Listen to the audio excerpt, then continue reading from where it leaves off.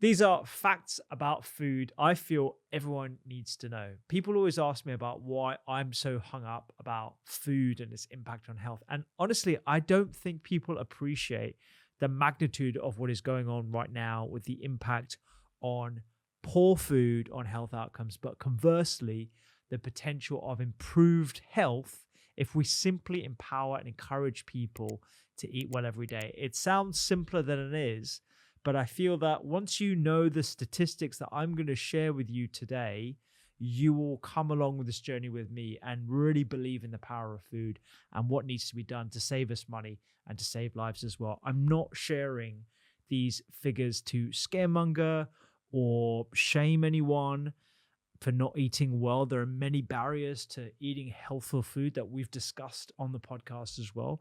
But I think every doctor and every medical professional in the NHS and globally should understand these figures and the benefits of eating well. So, first off, it costs us billions every single year.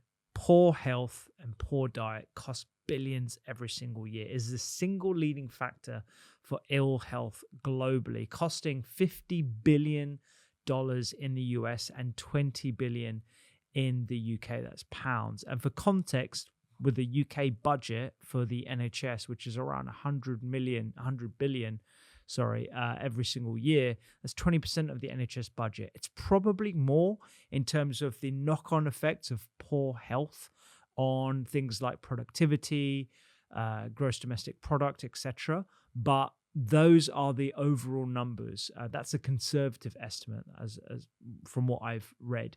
And I think a lot of people would immediately point to obesity.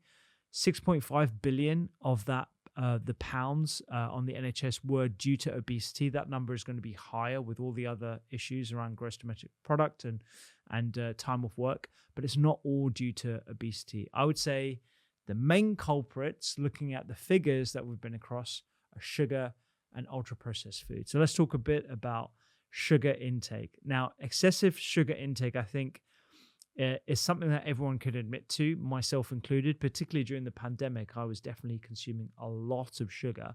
But excessive sugar intake, from using American data, is estimated at over 76 grams per day. And that was in 2018. So the likelihood is over the last 6 years, and that number has gone up even more so as it becomes more pervasive in our food system. And again, for context, that is 4 times the adult intake recommended by the WHO. So sugar and the excess of sugar intake, and I just want to highlight excess, that is most likely going to be related for a lot of the issues that we see because of its relationship to cardiovascular disease and obesity. And the other thing is UPF, as it's currently being referred to as ultra processed food. Now, for the UK market, and I would say most people in the UK think that our supermarkets are healthier than your average American supermarket. And I would hasten to agree, but we're nowhere near where we need to be.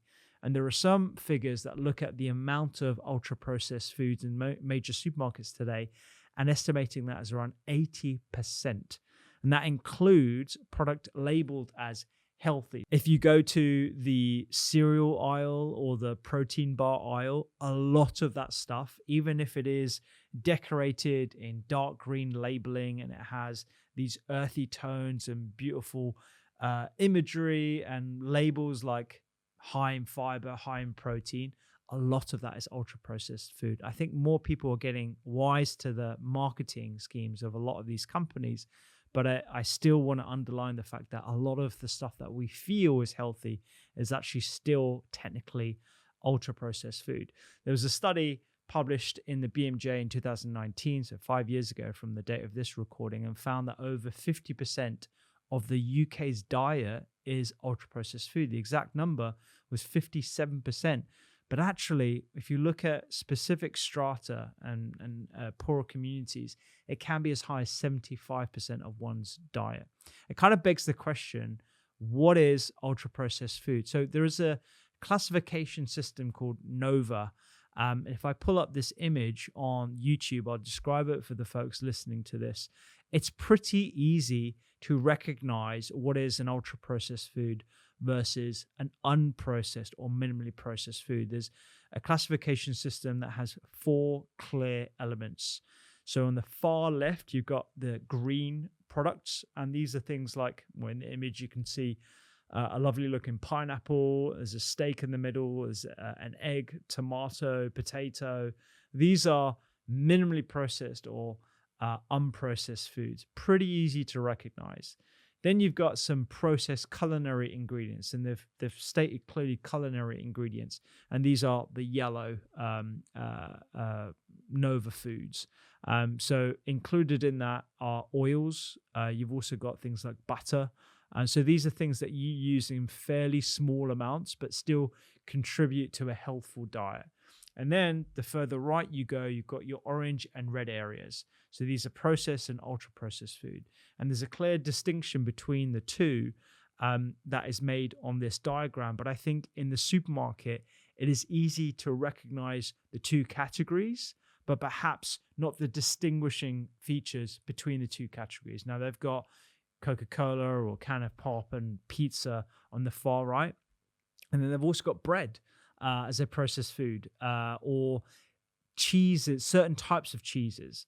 So the cheese, if it's looking like plastic and it looks very, very different from a raw cheese or a minimally processed pasteurized cheese, you can pretty much bet that that's going to be a processed food. You tend to find them in spreads. You tend to find them with a happy looking cow on the front. I don't want to name names, but you know what I mean. Those are the kind of foods that we want to be avoiding. But the interesting thing is the ultra processing. So these are specific foods that on the far right, making up over 50% of our diet. That's quite worrying. And it's certainly where a lot of the blame lies. And I'm not trying to point the finger at food manufacturers, because ultimately they are tasked with something quite hard, creating shelf-stable, hyper-palatable, cheap food that is easy to transport globally to feed a hungry nation. We had to do that at the early part of last century. Now we're in a completely different scenario, so it requires a different strategy when it comes to improving our food system. And I have seen some interesting suggestions about adding elements to ultra-processed food to make it healthful. Time will tell whether that actually leads to better health outcomes or not. But for now, we want to be moving further along the spectrum to the green and the yellow areas of the Nova food classification. So why are ultra-processed food bad? Well, they are linked to a number of really scary outcomes. More ultra-processed food in your diet is linked to a higher risk of cardiovascular disease and overall mortality. It is causative of type 2 diabetes. It can greatly increase the risk of mental illnesses, something that we've discussed on the podcast before with a number of different psychiatrists. It can increase the risk of dementia and cancers. There's also a relationship with polycystic ovary syndrome as well, perhaps related to the metabolic disturbances that it can cause. It has led to this phenomena of something referred to as overnourished and nutrient poor. I actually think that name is a bit of a misnomer, because you can be obese and undernourished. But what it's referring to is an excess amount of calories consumed in each 24-hour period while still being nutrient poor, so not having enough of your essential micronutrients. And that isn't just to say vitamins and minerals, but also things like omega-3, which is a vital part of the diet. And in fact, low omega-3 as part of one's diet is potentially as damaging as smoking. That's come out of some observational studies. So not the best evidence, but something I think a lot more people need to be aware of. And it's led to a phenomena of overeating as a result of the ultra-processed nature of the foods as well. So number one, if there's anything you get away from listening to this podcast or watching this YouTube video, is that it is costing you as a taxpayer in either the UK or the US billions every single year. And the more we can save from these food-related health issues, the better for us as well. The second thing is that it is the biggest killer. It is the largest contributor globally to death and morbidity. Poor diet has led to the development of various chronic diseases, ones that I've already mentioned so far: cardiovascular disease, stroke, diabetes. And according to a study published in The Lancet in 2019, poor diet was responsible for more than 11 million deaths. That was from data looking at 2017. Now, I just want to put this in context. This is essentially a COVID pandemic 3 times every year. And I don't want to discredit or to diminish the impact of COVID. COVID was a terrible thing to happen globally, but we are essentially enduring and tolerating deaths of a magnitude 3 times what we shut the entire world down for just 4 years ago. We're doing this every single year.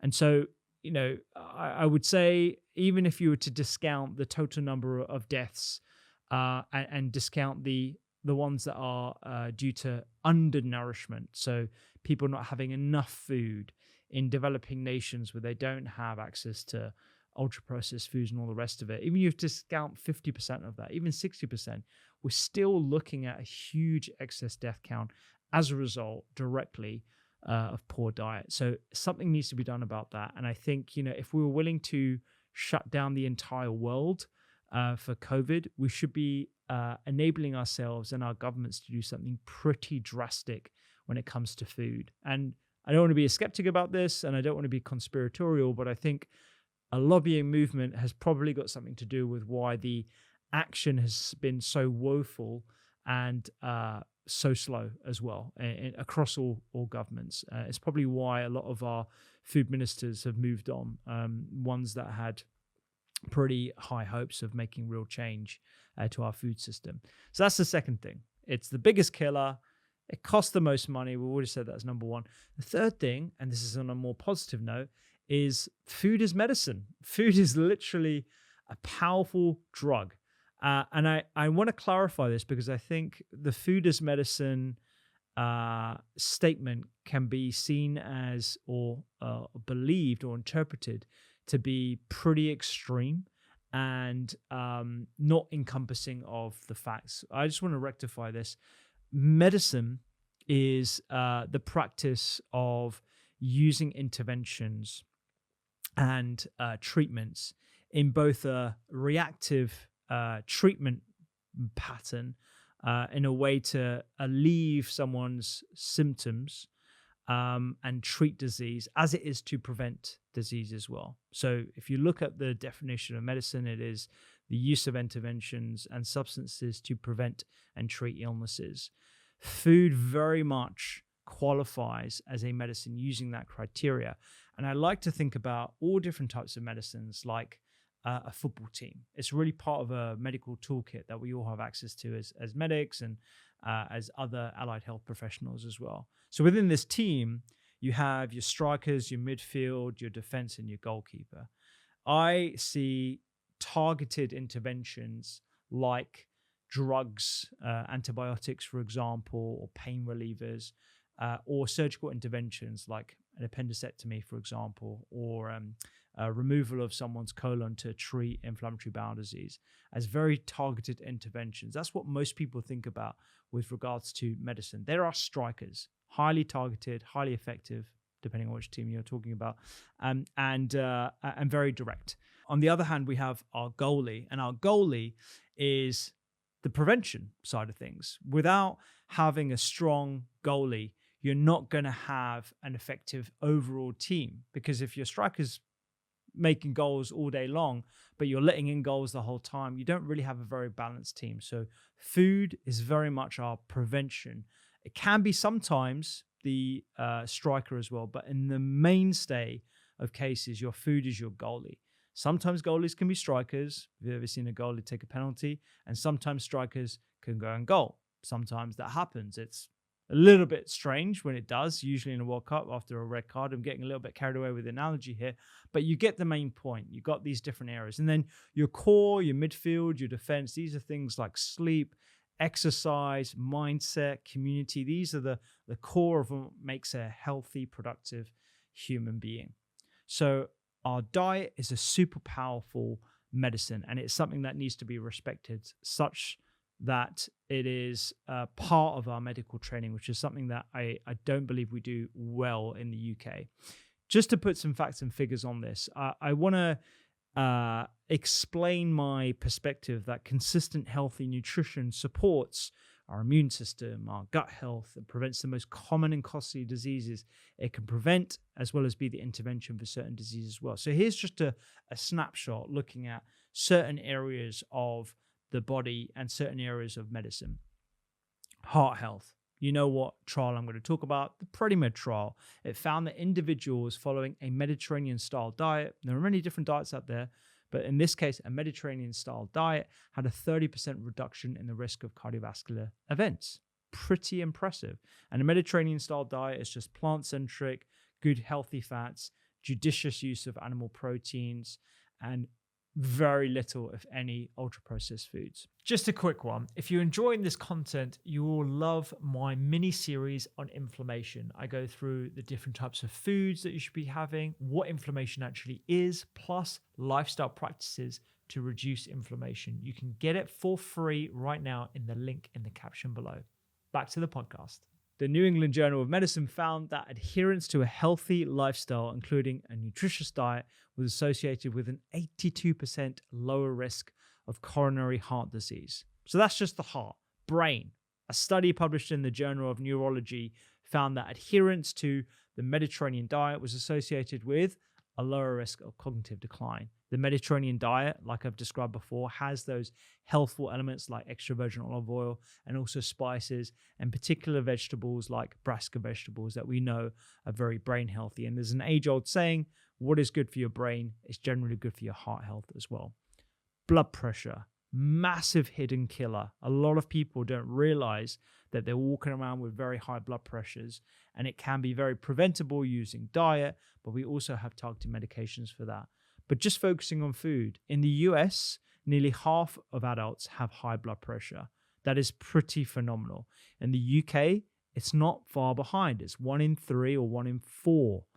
What do most people know about blood pressure and diet? Remove the salt. Just remove the salt.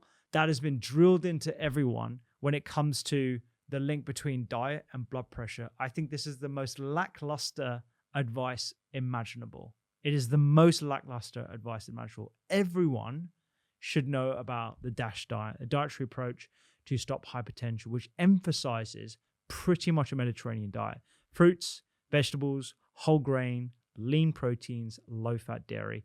It can lower systolic blood pressure by up to 40 millimoles of mercury. That is huge. To put that into context, that is the difference between me starting 1 or 2 antihypertensive medications to not. And so everyone should know what the DASH diet. If you say DASH diet to most people on the street, they will have no idea what you're talking about. They probably think you're talking about a diet to have when you're in a DASH. Like that, people should understand what impacts blood pressure as much as they currently understand salt to have a negative impact on blood pressure. When you ask someone about blood pressure, they should know about the intake of potassium-rich foods and not bananas. I'm not talking about bananas. I'm talking about dark green leafy vegetables. I'm talking about seeds. I'm talking about all those different legumes, many of which have higher amounts of potassium in than your average banana as well. So that's just heart health, and that's just blood pressure. Cancer. The World Cancer Research Fund found that 30 to 40% of all cancers can be prevented by adopting a healthy diet, ensuring healthy weight, and engaging in regular activity. Now, cancer is a very emotive topic for a lot of reasons, many of which, or most of us, will know someone in our lifetime who suffers from cancer. And I don't want this to come across as blame, and I don't want it to come across as scaremongering either. But the facts and the figures don't lie. I think another important caveat is that cancer is used as an umbrella term to encompass what are very different disease processes. Pancreatic cancer is very different to a breast cancer, which is different to a prostate cancer, which is different to a brain. It's all very different. And so I think lumping everything together is perhaps the wrong thing to do. However, looking at a macro scale, if we can prevent 30 to 40% of all cancers by adopting a healthy diet, my ask to you is the next time you're doing a fundraiser, have that associated with a healthful activity like walking or doing a marathon. And at the end, encourage the healthy diet as well. So instead of having teas and cakes and Lucozade and high sugary drinks, why don't we change that to things that also are additive to the exercise that you've just done as well? So less tea parties and more kale parties. Regularly, I say that in jest, but I do mean it from the bottom of my heart. I think there's a culture shift that needs to change, and it happens in small targeted ways. And hopefully this podcast and this YouTube episode is going to encourage you to be more cognizant of the stats that are, for me, just stark, and they smack me in the face every time I look at them. Regularly eating brassica or cruciferous vegetables like Brussels sprouts is also linked to a lower risk of cancer, depression, heart disease. And in one study, older women who ate over 45 grams of cruciferous vegetables daily were 46% less likely to develop calcium buildup on their aorta. They are also much less likely to suffer from cancer as well. And that's just looking at one ingredient. So just to summarize so far, diet causes the most costly conditions. Diet causes the most deaths globally. Food is 100% medicine, and it's something that needs to be appreciated a lot more using the stats that I've just talked about. The fourth is a lot of people like to suggest that the reason why we have such poor diets is because our dietary guidelines are so terrible. And I have a lot of issues with the current dietary guidelines. I think in a perfect world, they can be improved. But there is a startling fact that I don't think people recognize enough. And this brings me on to my last point. Less than 1% of people follow the dietary guidelines. We've already learned about how pervasive ultra-processed foods are in our food system, in our supermarkets, what we generally have access to. It's no wonder that people don't follow the dietary guidelines. If they were to just follow the dietary guidelines, a lot of improvements can be made. And I say that as someone who is critical of the dietary guidelines. I just want to bring them up for you as well, because there's UK ones, American ones, and there's Danish ones that we want to have a look at. So if you look at the UK dietary guidelines, and for folks listening, I'm just going to describe them. This is probably the most complicated guide. It's called the Eat Well Guide, and it's a circular image with, I would say, about a third of the plate being largely plants. So you've got leeks on there, carrots, cucumber, brassica vegetables, berries that also happen to be my boys, as you've seen my slogan on my t-shirts. You've got another third split in half. So you say a sixth and the sixth. There's some dairy, there's some nuts, fats, and poultry. And you've got another third, which I think is probably the biggest issue for a lot of people, myself included, of carbohydrates. But most of the carbohydrates on that Eat Well guide are processed. So you've got bread there, you've got crackers, you've got white pasta, bagels, a lot of which, if you were to try and choose them in the supermarket, you'd unbeknowingly sort of choose the ultra-processed version of those seemingly healthful ingredients. But there are some flours in there, there's potatoes, there's some oats, and there's a few other elements. But I think that's probably the biggest issue that most people have. If you look at the American ones, pretty good. Half of your plate is fruits and vegetables. A quarter of it, or just under a quarter of it, is protein. And the rest of it is grain. And they've just put grain here. They haven't put carbohydrate. And I would agree, it's open to interpretation. But if you're thinking of healthful grains, barley, rye, spelt, buckwheat, red rice, whole grains is perhaps what I would just have emphasized there. And there's a bit of dairy off the side as well. But I think that's a really simple plate, and one that I don't think many people should have an issue with. And then you've got the Danish plate. Now, the Danish plate I love mainly because it's so stylish looking. I mean, it looks like one of the shoots from my second book, where we laid out the ingredients in a lovely minimalist way with some pastel colors underneath. You've got orange, you've got some beets in there, some kale.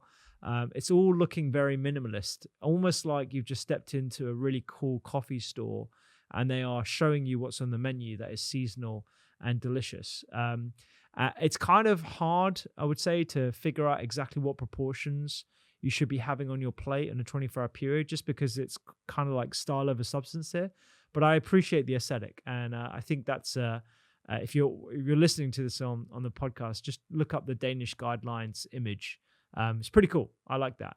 But like I said, not many of us actually adhere to the guidelines, as controversial as they are. The British Nutrition Foundation, they published an article describing not just the benefits of the dietary guidelines to health, but also for the planet. And in this article, Professor Judy Boutrous, who was the chief exec of the BNF, she said this: looking at the available evidence, we recommend that an obvious step is to work together with others in the field of nutrition and beyond to promote diets aligned with the UK's Eat Well guide. An advantage of this kind of plant-rich diet, which can still include some meat, fish, and dairy products, is that it is based on dietary patterns already familiar in the UK.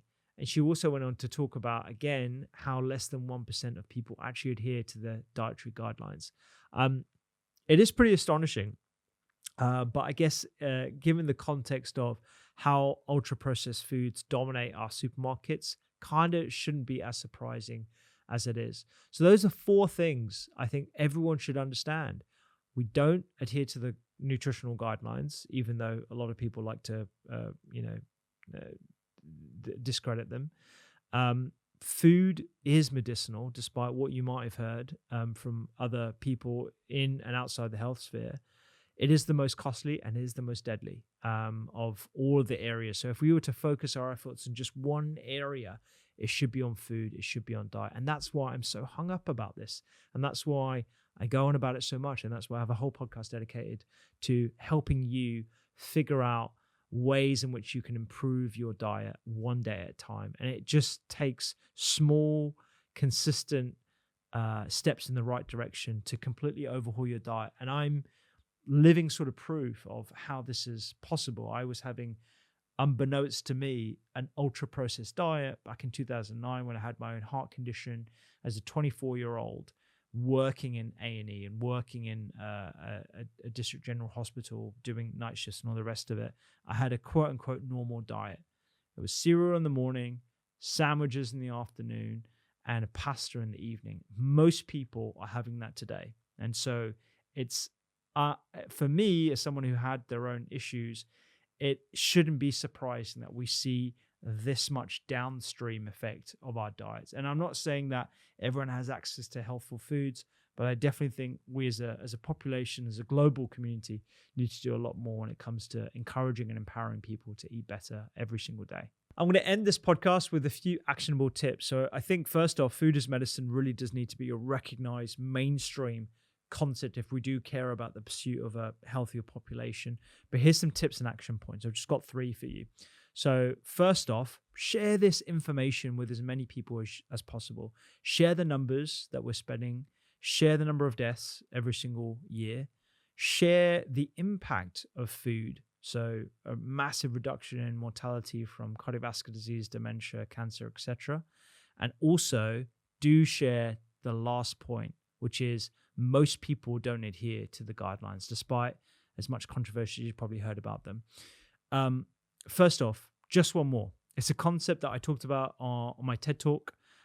Just one more is a really lovely, simple mantra to have every time you sit down to eat. I'll give you an example.